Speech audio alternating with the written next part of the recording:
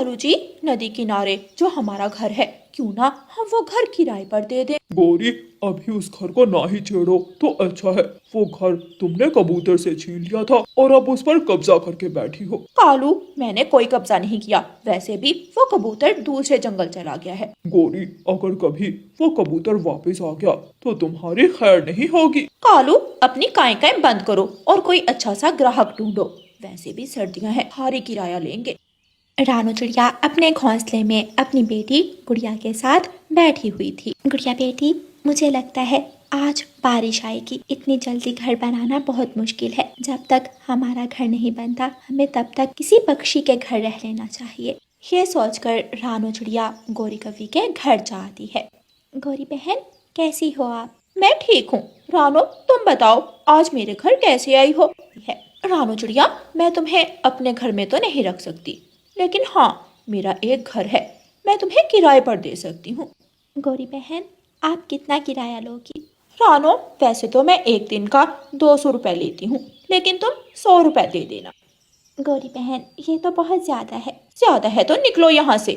रानू चिड़िया निराश होकर वहाँ से चली जाती है। गुड़िया बेटी, गौरी बहन ने तो कोई मदद नहीं की, लेकिन कोई बात नहीं, मैं तोते भैया के घर जाती हूँ। कालू, जाओ अब भोजन ले आओ, बहुत भूख लगी है।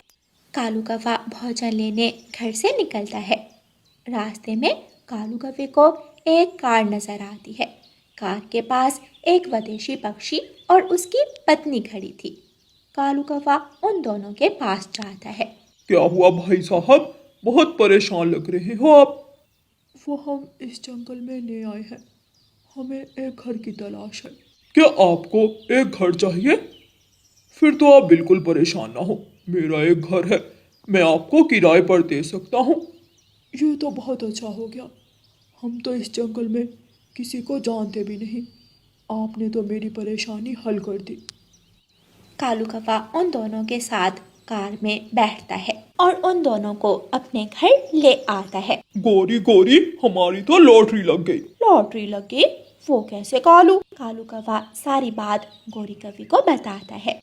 फिर गौरी कवि उन दोनों विदेशी पक्षियों को अपने साथ कबूतर के घर लेकर जाती है। ये देखें, यही है वो घर जो हम किराए पर देना चाहते हैं। मुझे यह घर पसंद आ गया है, आप क्या कहती हो पत्नी जी? जी जी, मुझे भी पसंद है। ठीक है, तो मेरी पत्नी को भी ये घर पसंद है। दोनों विदेशी पक्षी घर के अंदर चले जाते हैं। कालू कौवा और गौरी कवि अपने घर वापस आ जाते हैं। गौरी, तुमने उन दोनों को किराया तो बताया ही नहीं। कालू जी, तुमने देखा नहीं वो दोनों कितने अमीर हैं, ऊपर से विदेशी, महीने के आखिर पर जाकर जितना मांगेंगे वो दे देंगे। रानू चिड़िया एक सूखे पेड़ के पास जाती है और लकड़ियाँ काटने लगती। फिर रानू चिड़िया उन लकड़ियों की गठरी बनाकर ले आती है और अपना घर बनाना शुरू करती है। अभी शाम हो गई है, बस थोड़ा सा काम बाकी रह गया है, कल तक मेरा घर बन जाएगा। रानू चिड़िया वापस तोते के घर जा रही थी। रास्ते में विदेशी पक्षियों को देखती है। इन पक्षियों को पहले तो जंगल में कभी नहीं देखा। रानू चिड़िया तोते के घर आ जाती है और तोते से उन पक्षियों के बारे में पूछती है। उन दोनों पक्षियों को गौरी ने अपना घर किराए पर दे रखा है। ओह, अच्छा अच्छा, लेकिन तोते भाई, ये घर तो वही है जहाँ कबूतर रहा करता था। रानो, तुम्हें गौरी की चालाकियों का पता नहीं है क्या? कबूतर दूसरे जंगल चला गया है और गौरी कवि ने उसके घर पर कब्जा कर लिया है। सुबह हो जाती है। रानू चिड़िया फिर से अपना घर बनाने के काम पर लग जाती है। रानू चिड़िया के पास एक पुलिस इंस्पेक्टर आता है। चिड़िया बहन, क्या आप इसी जंगल में रहती हो? जी जी, मैं इसी जंगल में रहती हूँ। क्या आपने इस पक्षी को कहीं देखा है? पुलिस इंस्पेक्टर रानू चिड़िया को विदेशी पक्षी की तस्वीर दिखाता है। ये तो वही पक्षी है जिसको गौरी बहन ने घर किराए पर दिया है। ये पक्षी तो हमारे ही जंगल में है, इंस्पेक्टर सर। क्या सच में? ये तो बहुत बड़ा चोर और फ्रॉड पक्षी है, हमें इसकी तलाश थी कब से। क्या आप हमें इस फ्रॉडिया के पास ले जा सकती हो? जी जी सर, मैं अभी आपको लेकर जाती हूँ। रानू चिड़िया पुलिस इंस्पेक्टर को उस विदेशी पक्षी के घर के सामने ले जाती है। इंस्पेक्टर सर, वो सामने वाला घर ही उस पक्षी का है। क्या ये विदेशी पक्षी यही रहता है? नहीं नहीं, ये कुछ दिन पहले ही हमारे जंगल में आया है। ठीक है चिड़िया बहन, आपका बहुत बहुत धन्यवाद। पुलिस विदेशी पक्षी के दरवाजे पर दस्तक देती है। विदेशी पक्षी दरवाजा खोलता है। पुलिस यहाँ। इससे पहले कि वो विदेशी पक्षी भागता, इंस्पेक्टर उसे और उसकी पत्नी को पकड़ लेता है और उन दोनों को पुलिस वैन में डालकर ले जाता है। रानू चिड़िया जाकर तोते को सारी बात बताती है। मुझे तो उन दोनों पर पहले से शक था। कालू जी कल जाकर उन दोनों विदेशी पक्षियों से किराया लेंगे, भारी रकम लेंगे दोनों से। अगली सुबह कालू कौवा और गौरी कौवी उन दोनों के घर जाते हैं। कालू जी घर तो खाली है, दोनों भागे, हमें बेवकूफ बनाकर वो भागे। रानू चिड़िया और मिठू तोता भी वहाँ आ जाते हैं। गौरी बहन, मैं आपको ही ढूंढ रही थी। फिर रानू चिड़िया गौरी कौवी को सारी बात बताती है। क्या ये क्या बकवास कर रही हो? तभी वहाँ पुलिस फिर से आ जाती है। आप में से गौरी कौवी कौन है? मैं हूँ, और कौन है? कबूतर के घर पर कब्जा करने और एक चोर और फ्रॉड पक्षी को घर में पनाह देने के अपराध में आपको अरेस्ट किया जाता है, मिस गौरी। क्या? ये आप क्या कह रहे हैं? मैंने तो किसी के घर पर कब्जा नहीं किया, ये घर तो कबूतर का है। जाकर उसे अरेस्ट करें। पुलिस जी, मैंने कुछ नहीं किया। हमने सारी इन्वेस्टिगेशन कर ली है मिस गौरी, हमें सब पता है। उस चोर फ्रॉड को मैंने नहीं, इस काले कलोटे ने पनाह दी थी। पुलिस कालू और गौरी दोनों को अरेस्ट करके ले जाती है। ये तो गौरी बहन के साथ बहुत बुरा हुआ। पक्षी जैसे कर्म करता है वैसे ही फल मिलता है उसे। इस तरह गौरी कौवी को उसके लालच की सजा मिल जाती है। रानू चिड़िया अपना घर बना लेती है और अपनी बेटी गुड़िया को लेकर अपने घर में चली जाती है। प्यारे दोस्तों, इस कहानी को लाइक, अपने दोस्तों के साथ शेयर और चैनल को सब्सक्राइब करना बिल्कुल मत भूलना। आपका धन्यवाद। एक दिन गौरी कौवी और कालू कौवा भोजन की खोज में गए हुए थे कि उन्हें एक आवाज आती है। मेरी मदद करो, मैं मर रहा हूँ, मेरी मदद करो। कालू जी, ये आवाज कहाँ से आ रही है?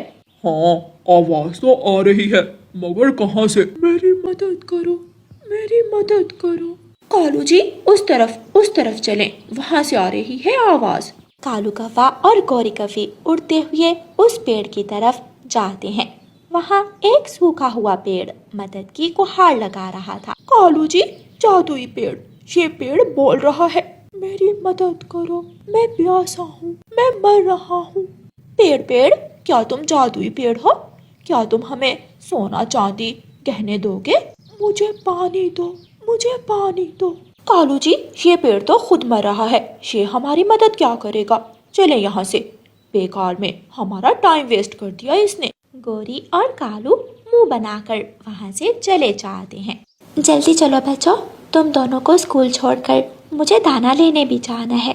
रानू चिड़िया अपने दोनों बच्चों को लेकर तोते के घर जाती है। तोते भैया, छोटे मिट्ठू को भेज दें। छोटा मिट्ठू स्कूल बैग पहनकर बाहर आ जाता है। चलो बच्चों, जल्दी चलो, आप पहले ही बहुत लेट हो चुके हो। एक साथ उड़ना और सीधा स्कूल जाना। जी मम्मा। तीनों बच्चे एक साथ स्कूल के लिए निकल जाते हैं। रानू बहन, चले, हम भी दाना ले आए। हाँ मिट्ठू भैया, चलें। जाते जाते बुलबुल को भी साथ लेना है, वो कल मुझसे कह रही थी मुझे भी साथ ले जाना। रानू चिड़िया और मिट्ठू तोता उड़ते हैं और बुलबुल के घर पहुंच जाते हैं। रानू चिड़िया बुलबुल के दरवाजे पर दस्तक देती है। बुलबुल बहन, जल्दी आ जाओ। हाँ, बस आई। बुलबुल भी बाहर आ जाती है और वो तीनों दाना लेने के लिए चले जाते हैं। बहुत देर तक ढूंढने के बाद उन्हें दाना मिल जाता है। वो तीनों पेट भर दाना खाते हैं और घर के लिए जमा करते हैं। चलें, अब हमें घर वापस चलना चाहिए। कितना अच्छा लग रहा है यहाँ, अभी तो आए हैं, कुछ देर रुकते हैं। वो तीनों दोस्त वहीं बैठकर बातें करने लगते हैं। कुछ देर बाद उन्हें एक शिकारी के कदमों की आवाज सुनाई देती है और साथ ही गोली चलने की आवाज भी आती है। चलो जल्दी अपना भोजन उठाओ। नहीं तोते भैया, बैठ जाते हैं थोड़ी देर और, अभी तो आए हैं। ना बाबा ना, मुझे क्या पता था यहाँ शिकारी भी आते हैं, चलो जल्दी चले, वरना ये शिकारी मुझे अपने बच्चों का खिलौना समझकर पकड़ कर ले जाएगा। तोते की इस बात पर वो सब हंसने लगते हैं और अपना अपना दाना उठाकर वहाँ से उड़ते हैं। अगली सुबह रानो चिड़िया अपने बच्चों को लेकर तोते के घर जाती है। रानो बहन, आज मेरी तबीयत ठीक नहीं है, आप आज बुलबुल बहन को साथ ले जाओ। अच्छा ठीक है बच्चों, चलो आप जल्दी से स्कूल चले जाओ। बच्चे स्कूल की तरफ चले जाते हैं। रानो चिड़िया बुलबुल के घर की तरफ जाती है। ये क्या, मुझे लगता है बुलबुल बहन घर नहीं है। आज तो अकेले ही अनाज लेने जाना पड़ेगा। आज मुझे उस दिशा की बजाय इस दिशा में जाना चाहिए, कहीं ये ना हो कि शिकारी मुझे पकड़ ले। रानो चिड़िया अकेले ही भोजन लेने निकल जाती है। रानो चिड़िया दाना ढूंढ रही थी कि उसे उसी पेड़ की आवाज सुनाई देती है। मेरी मदद करो, मैं मर रहा हूँ। रानो चिड़िया आवाज की दिशा का पीछा करते हुए उसी पेड़ के पास जाती है। पेड़, क्या आप बोल सकते हो? मैं आपकी क्या मदद कर सकती हूँ? मैं प्यासा हूँ, मुझे पानी पिला दो। मैं अभी आपके लिए पानी लेकर रानो चिड़िया जल्दी से उड़ती है और नदी की तरफ जाती है और पेड़ के पास आ जाती है। ये ले प्यारे पेड़, पानी आ गया। रानो चिड़िया पेड़ को पानी पिलाती है। अब थोड़ा सुकून मिला। चिड़िया, आपका बहुत बहुत शुक्रिया। यहाँ से बहुत से पक्षी गुजरते हैं, मैंने उनसे मदद मांगी मगर किसी ने भी मेरी मदद नहीं की। बताओ क्या मांगती हो? तुम जो मांगोगी तुम्हें मिलेगा। नहीं पेड़ जी, मुझे कुछ नहीं चाहिए। मैंने आपकी मदद किसी लालच में नहीं की। मैं तुम्हें कुछ ऐसा दूंगा जिससे तुम्हारी जिंदगी बदल जाएगी। उस पेड़ से तेज रोशनी निकलती है और एक जादुई हंडिया बाहर आती है जिसके ऊपर हीरे लगे हुए थे। इस जादुई हंडिया से तुम जो मांगोगी तुम्हें मिलेगा। रानो चिड़िया खुश हो जाती है। प्यारे पेड़, मैं आपसे मिलने आती रहूंगी। रानो चिड़िया वो जादुई हंडिया अपने घर ले जाती है। रात हो जाती है। मम्मा, आज मेरा चावल की खीर खाने को दिल कर रहा है। रानो चिड़िया उस जादुई हंडिया को खीर देने का बोलती है। हंडिया खीर से भरने लगती है। रानो चिड़िया खुद भी खीर खाती है और अपने बच्चों को भी खिलाती है। फिर रानो चिड़िया उस जादुई हंडिया पर लाल कपड़ा डाल देती है। वाह मम्मा, ये तो जादू है। मम्मा, मैं अपने फ्रेंड्स को भी ये जादू दिखाऊंगा। नहीं बेटा, आप इसके बारे में किसी को कुछ नहीं बताओ, ना पक्षी कुछ भी करके ये जादुई हंडिया हमसे छीन कर ले जाएंगे।